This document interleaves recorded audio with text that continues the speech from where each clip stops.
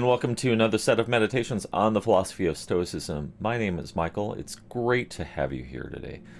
Today, I'm going to be talking about happiness, and we're going to be level setting some expectations and steering the direction in which we pursue to find happiness. We're going to dispel a few myths. We're going to take a look at some areas that have not worked, for me anyways, and then I've got some practical approaches from some of the philosophers that I've looked up to, Montaigne, Epictetus, and Seneca, to name a few, that will help steer us towards choices that lead to happiness, or at least increase the likelihood of the outcome of happiness. But first, I would like to level set some expectations. First, we're going to take a look at a quote here from Epictetus, and it actually comes from the book The Art of Living by Sharon LaBelle. I've talked about this book ad nauseum on my live guided meditation series. Plus, I've used it a number of times already here on the channel. But this is a very good bedside companion. It has a lot of really good short thoughts to consume, meditate on, and then act on. So we're going to open up with a quote from Epictetus in The Art of Living. And Epictetus writes, "The flourishing life is not achieved by techniques. You can't trick yourself into a life well lived. Neither is it achieved by following 5 easy steps or some charismatic figure's dogma. A flourishing life depends on our responding, as best we can, to those things uniquely incumbent on us." So, my life, we're going to start out just with kind of level setting and talking a little bit about my pursuit of happiness in life. And I'm going to keep this really short because my life is not that interesting. Throughout the better part of my 20s and 30s, and even into my 40s, I had tried numerous approaches to life. I have purchased and owned many self-help books. I've been to seminars and workshops. I've tried religion. I've tried sitting under pastoral figures and trying to get the recipe for a happy life and the way I should conduct my life. And I have tried submitting myself to a deity that I cannot see, and numerous other approaches to finding happiness and fulfillment in life. And the result was invariably the same. You try a new technique, you try and implement it into your life, and then within a few weeks, you start to lose steam, you lose momentum, and before long, you're back to your normal pattern of living, kind of on autopilot, and struggling to find happiness. Because the minute adversity comes your way, or any sort of struggle, or hardship, or pain, those plans end up going right out the window. Those 5 steps you followed in that book that you bought from Barnes & Noble or whatever is no longer, it doesn't stick. And that, by and large, has been my experience. And your experience may be similar, may be different. But for all of the self-help books and all of the articles that are out there and all of the people that have their own podcasts or videos talking about happiness, for all of the resources that are out there, we are a very unhappy lot. Why? Well, I think the Stoics have a pretty good thing to say about this. When I started reading up and learning about the philosophy of Stoicism, and for me that was about 3 years ago or so, philosophers like Epictetus, Marcus Aurelius, Seneca, they had all amazing and mind-altering things to say about happiness, completely flipping the perspective around. And their approach is more rigorous enough to handle whatever life throws at us. Let's see. I've got a quote here that I want to read from Montaigne. We must learn to put up with what we cannot avoid. Our life, like the harmony of the world, is composed of contrary things, of diverse tones, sweet and harsh, sharp and flat, sprightly and solemn. The musician who only loved some of them, what would they be able to do? They have to know how to make use of them all and be able to mix them together. We must do the same with the good and the bad, which are some of the same substance as our lives. That comes from Montaigne's essay of experience in 1580. I like to think of the pursuit of anything worth pursuing requires effort. You ask any prolific musician, someone who is accomplished and is able to play these amazing, remarkable compositions with skill and ease, you ask them how they got to that point. There were no shortcuts involved. There's hours and hours and hours of painstaking practice, rehearsal, practicing your scales, practicing your rudiments, or practicing your level of precision and accuracy, being able to take what was in written form and make it second nature. That process to get to that point where you're new at something and suddenly become proficient at something, that takes time, effort, and practice. There is no shortcut for the majority of us. I mean, there's probably a few people out there who are savant musicians and could do things in a heartbeat. You just show them the piece of music and they can play it proficiently. But that is not the norm. That is not the norm. And the same goes for anything that's worth achieving in life, be it happiness, success, seeing your vision come to fruition in your life. Those things take time and effort. Anyone who's ever wanted to become strong or lose weight, why is it that we look for the easiest solution when we know that they don't work? You try dietary supplements, you try those fads and trends in books, like the 4-hour body or some of the other things. Like, I've got a bunch of those books too, in addition to all the self-help books. And most of them have this common thread of this easy approach to things, but is not sustainable. Why is it not sustainable? Because the minute that life gets hard, or the minute that life throws interruptions into play, or things become challenging, those easy methods that are not integrated into the reality of our existence, the reality of how life plays out, if those things aren't aligned, it's not going to last. That's why Montaigne here is saying that we need to learn how to put up with these things that we cannot avoid. We need to learn how to respond to adversity with poise and grace, understanding that there is something in there that you can learn and benefit from. Happiness is partially derived, as the Stoics would suggest, from healthy perspectives and attitudes.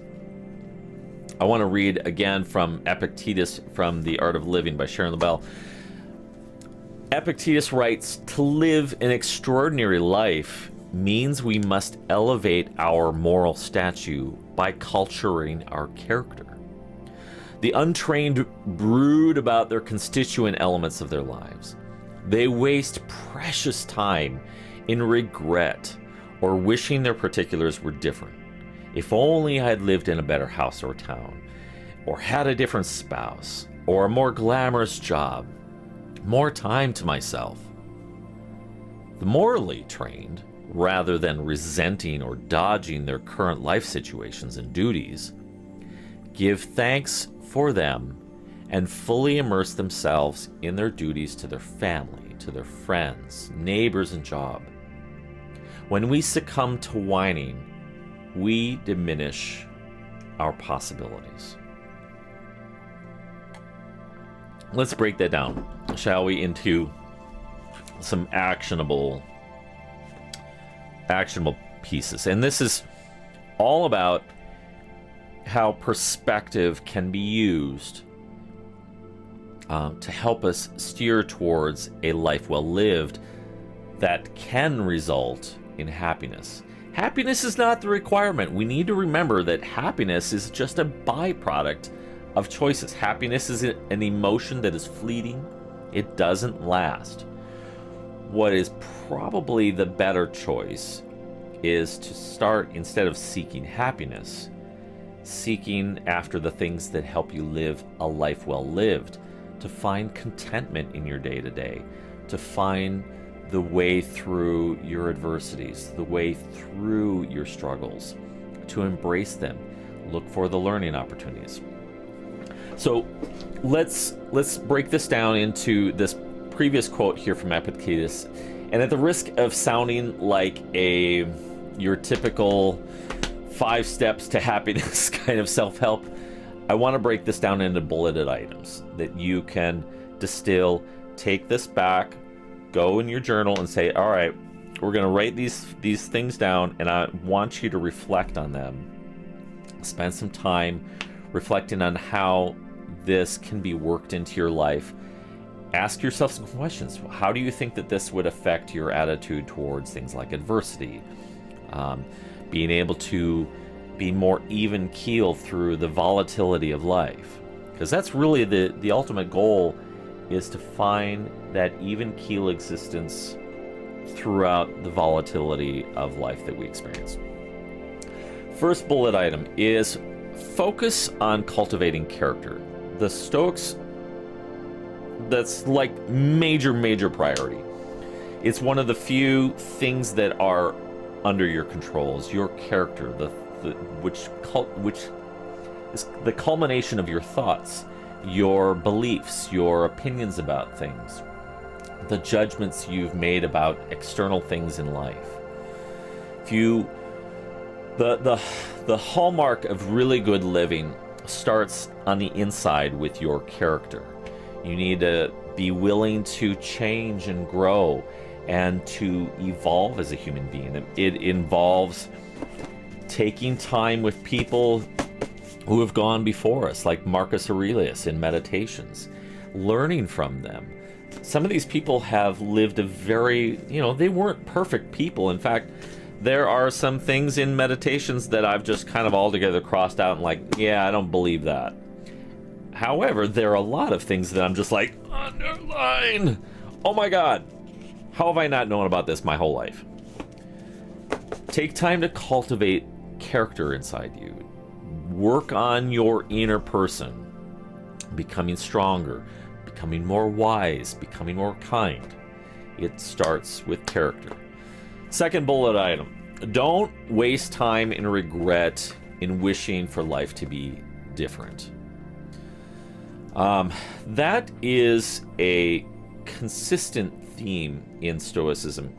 In fact, there was a Latin phrase that's commonly used and recited in Stoic circles, and that's this: amor fati. Amor fati is Latin for love of fate, or love your fate. The Stoics say, listen, you can't do anything about the hand that life deals you. Whether you have a body that's undesirable, or maybe you don't have the kind of intellect or the ability to process information that other people do, or maybe you struggle in this or struggle in that. Whatever your fate is, whatever you've been dealt, it doesn't help you to brood about it and go, rah, rah, I'm so terrible at this and I'm just it doesn't help you at all. Instead, switch your perspective. Be grateful for what you've been given in life, and find your way to cheerfully do your very best with what you have.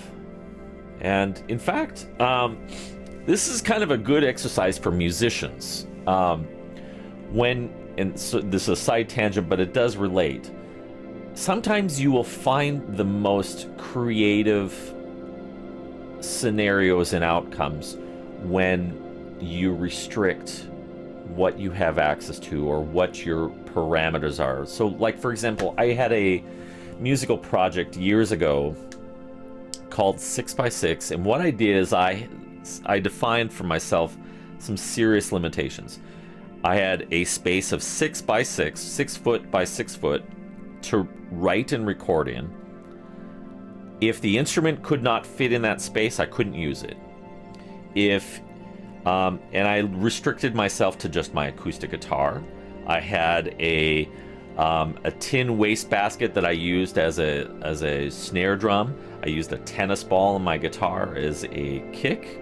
And so I produced all of these sounds within this confine. So it forced me into a position to maximize the amount of creativity with and maximize the amount of use with limited means. And the end result is you end up having a project where you're like, oh my gosh, it was fun, invigorating. You challenged yourself, working within your limitations. So how does that apply? Don't waste time in regret. Don't waste time wishing that your life was different. Take what is in front of you and use it to your advantage. Figure out the way through. Figure out how you can grow from this, how you can continue to maybe to help other people out who are in similar situations. Next bullet item. Be grateful for where you are right now. Epictetus says that the morally trained give thanks for your current life situations.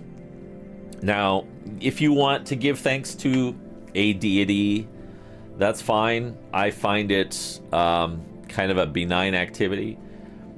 Where you find the gratitude being super effective is when you write about it, when you journal about it every day. Take time every day, write down things that you're grateful for. And don't just do the surface stuff like, oh, I'm grateful that I've got a house to live in, or I'm grateful that I've got food to eat. Those are easy. That's low-hanging fruit. If you want a good challenge, take a deep dive into some of the more pressing, more difficult circumstances of your life and hunt and peck for the things to be grateful for. Like, let's say, did you lose a job? Well, be grateful that you've now got an opportunity to either build upon your skills or to maybe try something new. Are you struggling with debt? Well, embrace the opportunity to learn how to deal with your finances, to manage them properly. And the struggle of learning to live with very little means and working your way through towards a plan towards being debt free. Or look at any circumstance you find. Just spend the time, meditate on it, look and peer through all the things and look for the nuggets that you can extract and go, these are some things that I can get out of this experience, and this is going to make me a better human being. This is going to also enable me to help other people out in the situation as well. Next bullet item. Immerse yourself in your social responsibilities. The Stoics, especially Marcus Aurelius, talk at exhaustive lengths about our social responsibility to one another. As social creatures, we all share the same intellect. Now, our level of intelligence varies, of course, but we all share the same intellectual process. We all have the ability to reason. Because of these things, because of the nature of our species, we thrive when we cooperate, when we work with one another, when we help one another. We thrive in that environment. That's the way our species just flourishes, is in cooperation with one another. So think about your natural obligations to your family, to your friends, your neighbors and coworkers, to the larger community that you live in, or even as far as out as the world globally, trying to find ways to invest ourselves and immerse ourselves in our responsibilities. And what does that look like? Well, it's going to look different for every person. Think about your skills, your talents, the resources that you have, time, money, gifts, possessions, energy. Use those resources for the betterment of humanity, for the advancement of us all, for helping us as a species evolve to become more kind, more compassionate, more cooperative and patient with one another, upholding justice, upholding truth. This is the sort of thing that you can immerse yourself in. And when you lose yourself in those activities, when you lose yourself into your responsibilities to one another, there's an amazing thing that starts to happen. You start to think less about yourself, and you start thinking about people as a whole. And what can I do to help make someone else's life brighter? And the nice byproduct that comes out of that, happiness and fulfillment. Now, there's one last bullet item that I want to share with you that I extracted from that quote, and that is, watch how you verbalize your responses, even to yourself. If there's one thing that can thwart your efforts in the pursuit of happiness, but let's relabel that, in your pursuit of virtue and living a virtuous and fulfilled life, when you verbalize negativity, it's not like it's some magic thing that's happening and suddenly you're negative. It's more of a reinforcement. The more you consume positive things, the more positivity you expose yourself to, you're going to have more of a natural disposition towards positivity. And if you're inherently a negative person, and that kind of activity would not necessarily make you a positive person, because maybe you like actually being a negative person, but what it might actually do is help you find a more balanced way of living, a more balanced way of thinking about life. Like when you think about the verbal and sometimes under our breath responses to situations that are trying, like for example, the car breaks down. That response right there, that initial knee-jerk response, every time we have a negative response to a circumstance that comes about in life, that reinforces our old way of thinking that, this just sucks, and I gotta complain about it, and I gotta vent about it. But it doesn't do any good aside from letting off some steam and pressure. But rather, if we can train our mind, and we kind of talked about this already, about slowing down that time from stimulus to response, slow down that process and think about how we can respond to these difficult circumstances. So, car breaks down. Well, it's what happens. This is what happens to things, because everything has their cycle. Something new comes about, goes through its typical life cycle, and then it's going to break down. That's the way of life. Things are going to break. Things are going to break down. Life is a constant stream of change. The sooner that we can level set our expectations and align ourselves with the reality of how life works, and switching our perspective, the closer that we're going to find contentment and peace and being at ease in the world. And ultimately, that's what we want. We want happiness. It's kind of an easy but misleading thing altogether. It's this pursuit of a feeling. And that's not what you want to pursue. It leads to frustration. It leads to fruitless endeavors. Where we really ought to prioritize ourselves is in the pursuit of working on ourselves, our character, working towards learning more bits of wisdom from people who have gone before us and have lived life and lived it their best. Finding ways to use our gifts, our talents, our resources to help other people out, to live for the sake of helping improve someone else's life. And all these things, living out a virtuous life, it leads and it cultivates this byproduct of contentment, peace, and just serenity. Those things can lead to the semi-euphoric feeling of happiness. But the greater virtue is in pursuing wisdom, practicing patience and kindness with one another, upholding justice and truth, living out a virtuous life for the sake of us all. Well, that's our reflection for today. Thank you so much for watching. Be sure to hit the like and subscribe button to get all the notifications if you want to stay in the loop. I've also got a mailing list. Last bit. I want to, before I forget, we're doing a giveaway. There was a fantastic book that called The Obstacle's the Way by Ryan Holiday, and this has become one of those books that first of all, I've read through that book several times now, and it has become one of my go-to books that I have given out as graduation gifts. I've given them to people that are struggling, and it's just been a wonderful resource to share with people. So as my gift to you, I want to give away 3 copies of The Obstacle is the Way by Ryan Holiday. Head out to stolace.com/meditations. Actually, you can find the link to this article in the description in the YouTube video.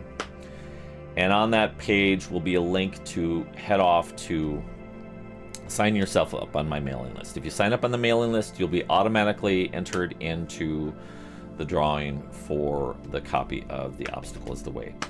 The submissions end March 30th, 2023, and I will draw the winners on April 1st, 2023.